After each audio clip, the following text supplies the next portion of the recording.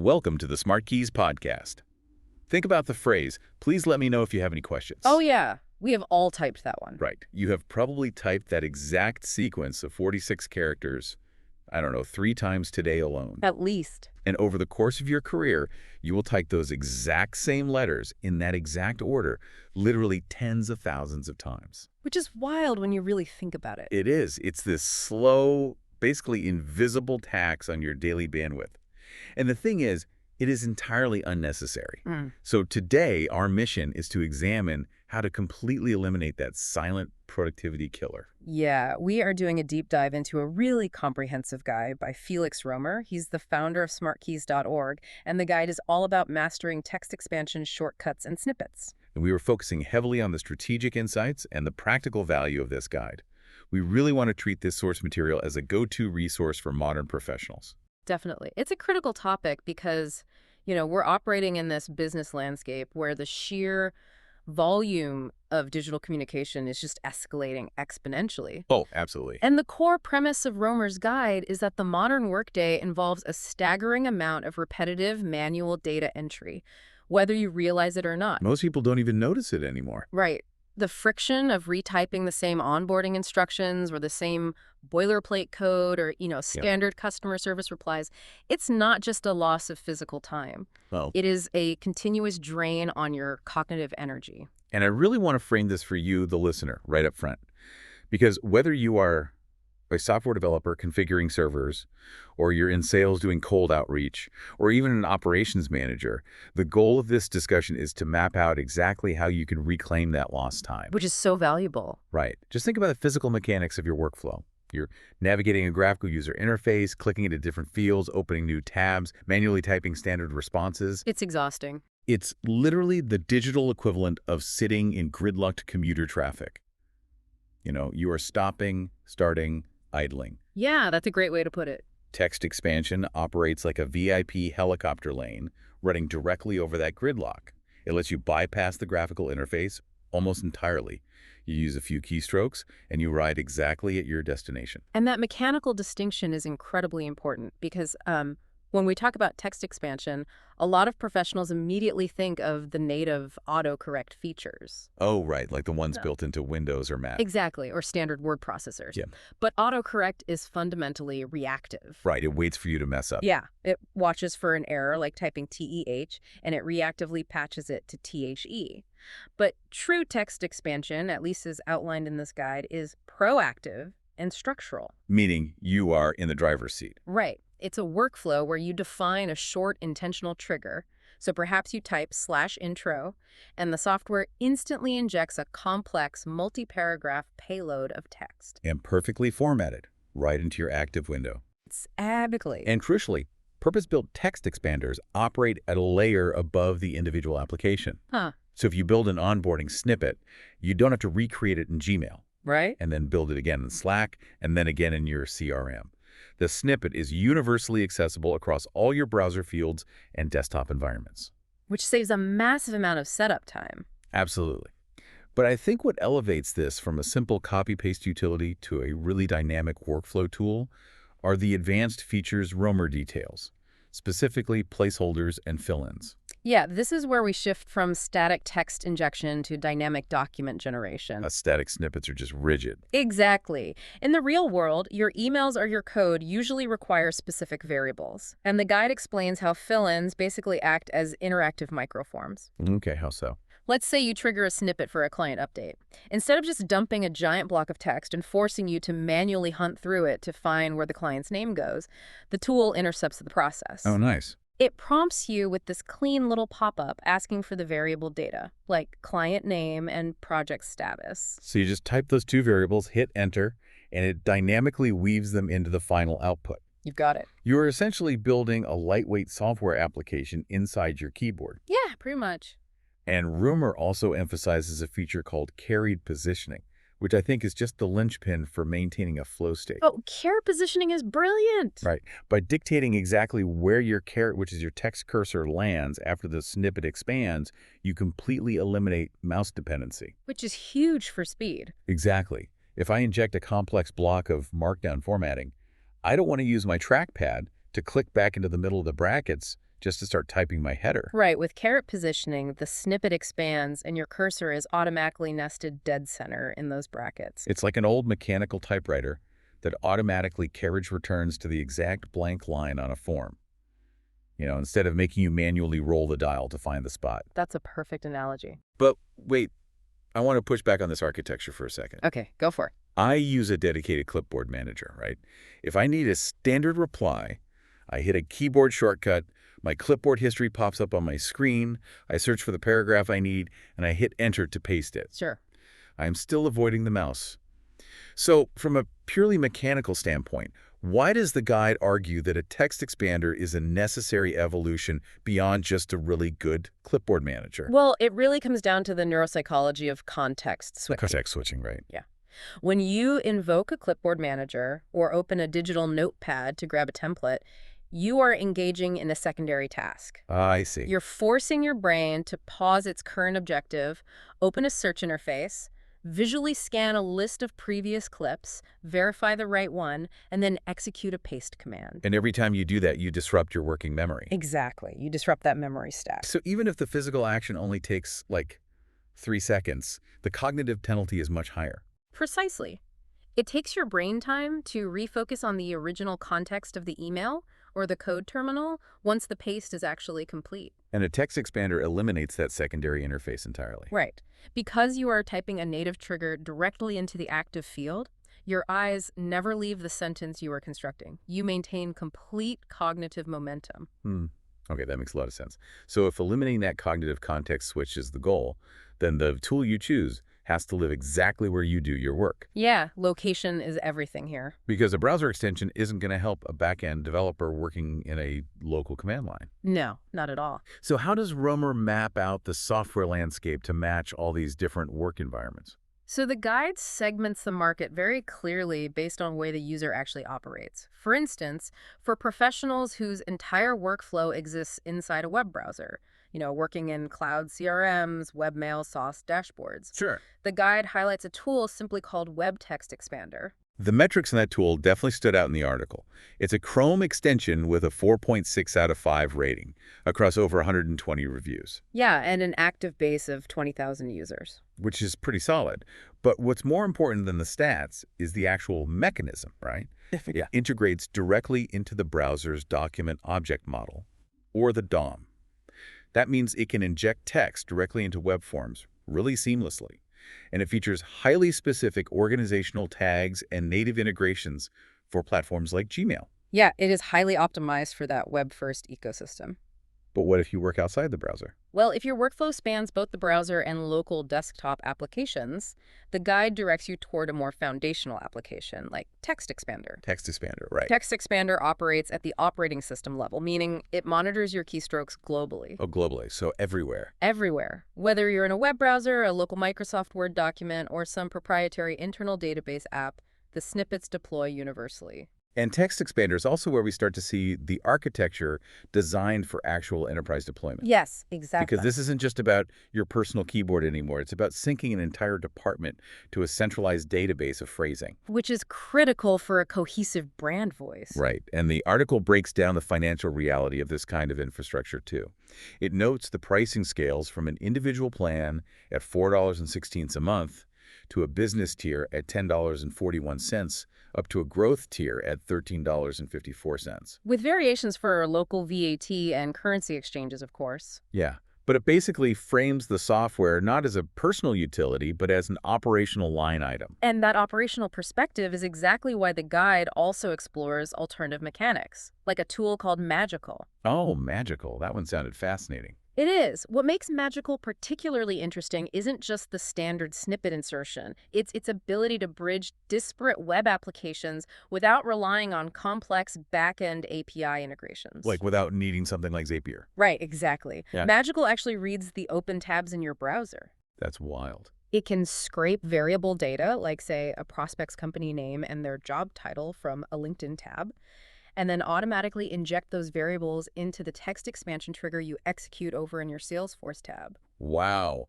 It is effectively automating the entire sequence of alt-tabbing and copy-pasting between completely separate cloud platforms. Yeah. That is just a massive reduction in friction for sales and recruiting teams. Ew. But wait, what if you just want to test the underlying concept, without introducing centralized databases or cross-tab scraping or taking on monthly subscription fees? Well, for the frictionless, zero-commitment entry point, Rumor points to lightweight alternatives like EqualFill. EqualFill. Yeah, it's a completely free local browser tool, and it uses a very simple syntax mechanism. You basically just type an equals equals sign before a shortcut keyword to trigger an autofill. So EqualFill is essentially like the free sample at the grocery store. Yeah, exactly. It lets you test the psychological relief of text expansion with zero onboarding friction. Which is a great way to start.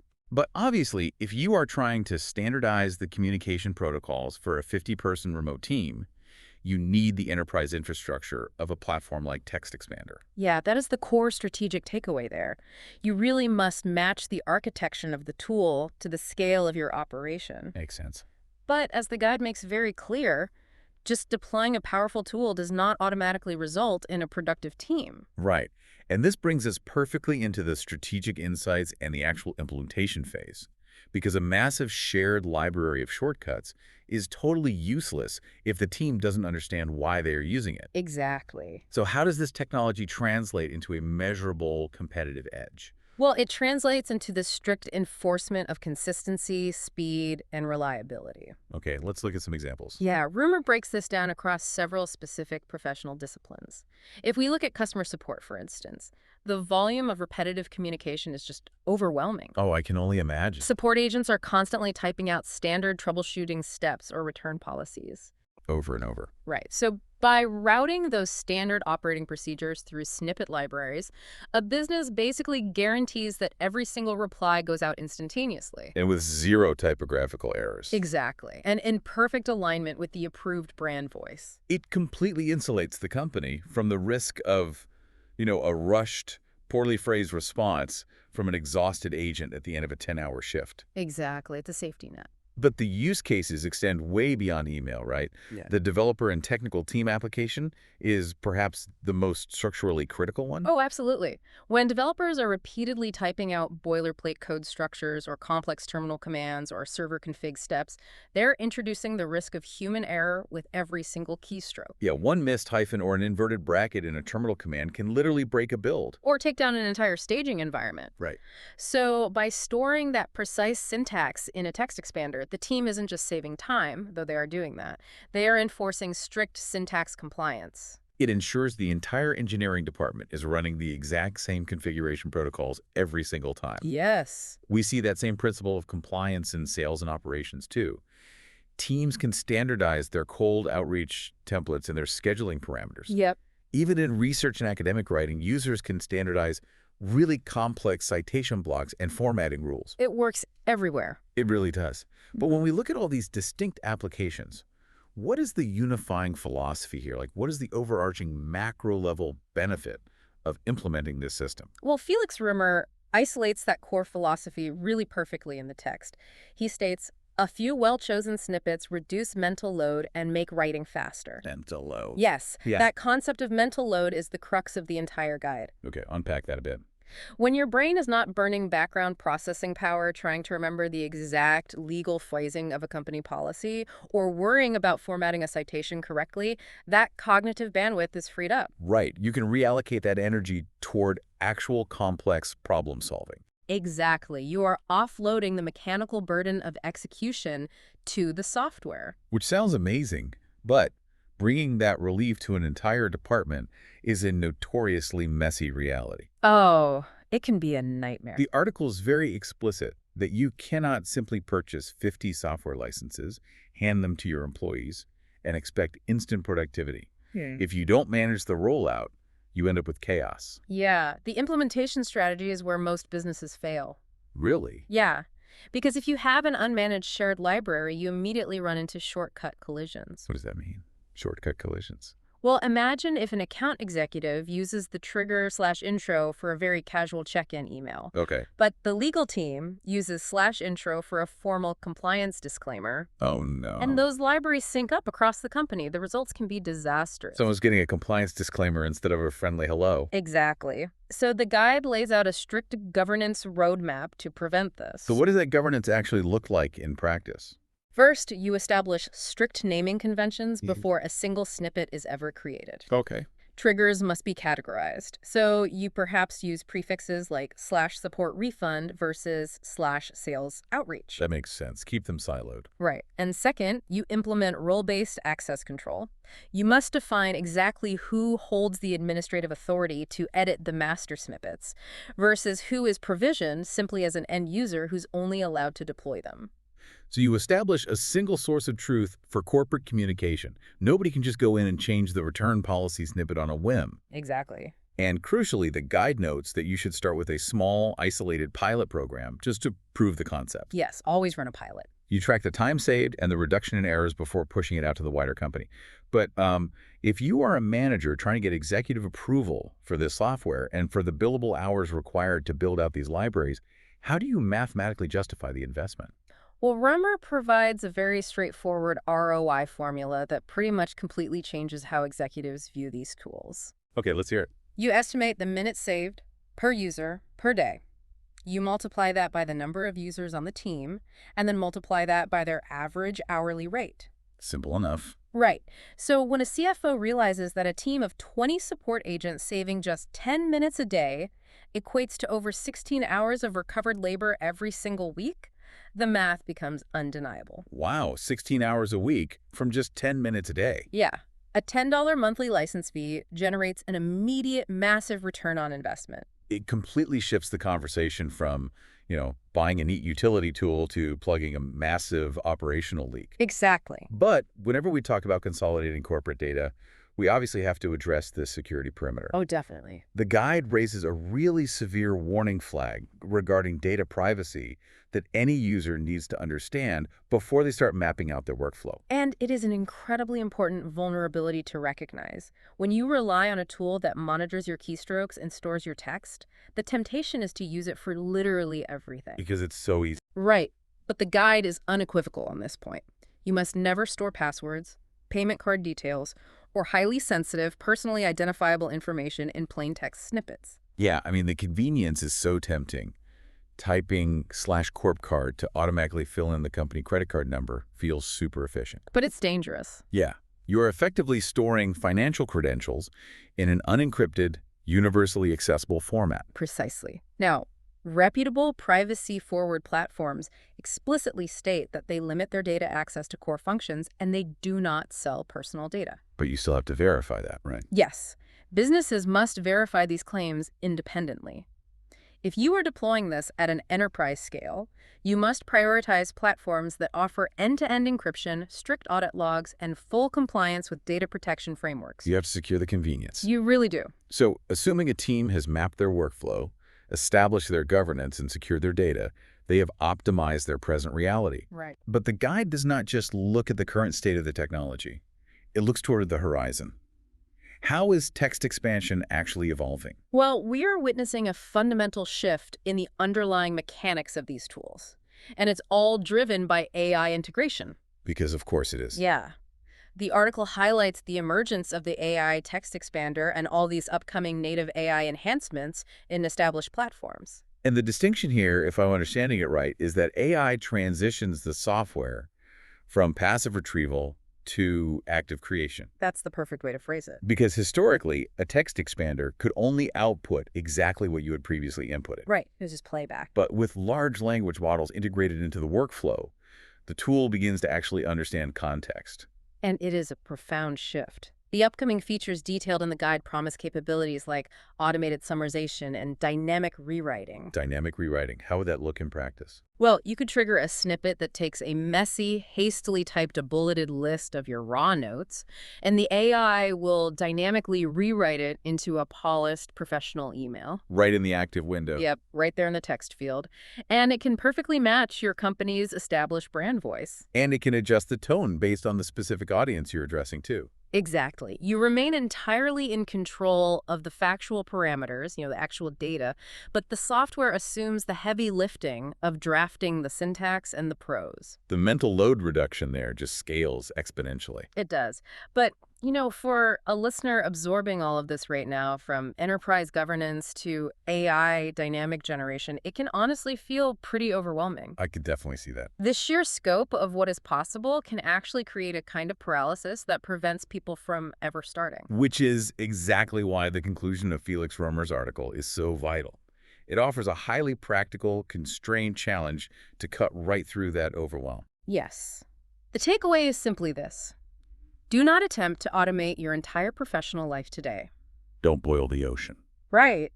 Start incredibly small. Choose just one text expansion tool, maybe one of those free browser extensions we discussed, and build exactly 5 high-value shortcuts this week. Just 5. Just 5. So you map out the 5 specific phrases or links or instructions that you find yourself typing the most often. You assign them a trigger, and you consciously force yourself to use them for 5 days. Because you have to experience that micro moment of relief. Yeah. When you type 4 letters and watch a perfect, complex paragraph instantly materialize on your screen, it fundamentally rewires your expectations. I remember that exact feeling when I first started using one. Right. Once you establish the muscle memory and you actually feel that immediate reduction in friction, you will naturally begin expanding your library. The habit builds itself. It really is about proving the concept to your own brain first. Well, as we wrap up this deep dive, I want to leave you with a final thought to mull over, one that extends kind of beyond the software itself. Okay. We have spent this entire discussion focusing on speed, efficiency, and offloading the mechanical burden of our daily communication to automated systems. Right. But if we project this out to its logical conclusion, if AI and text expansion eventually handle all of the repetitive typing, all of the syntax, and all of the standard formatting, what will you actually do with that newly freed cognitive bandwidth? That's the real question, because when the friction of execution drops to 0, the entire landscape of professional value changes entirely. Exactly. When everyone has the software to reply instantly and flawlessly, the ultimate professional advantage will no longer be measured by speed or volume. No, it won't. The advantage will shift entirely to the depth of your strategy, the quality of your critical thinking, and the genuine human empathy behind your unique input. By letting the software handle the mechanics of how we communicate, we are finally free to focus entirely on the quality of what we are actually saying. That is a great perspective to walk away with. Thank you so much for tuning in to the Smart Keys podcast. We are just thrilled to have you join us for this deep dive into the mechanics of modern productivity. It's been a great conversation. If you found these insights valuable and you want to continue optimizing your workflow and staying ahead of the curve, please subscribe to the podcast so you never miss a deep dive. And we highly encourage you to read Felix Römer's full guide for yourself to explore all the technical nuances we discussed today. It is definitely worth the read. You can find the direct link to the article right down in the show notes. Until next time, keep working smarter.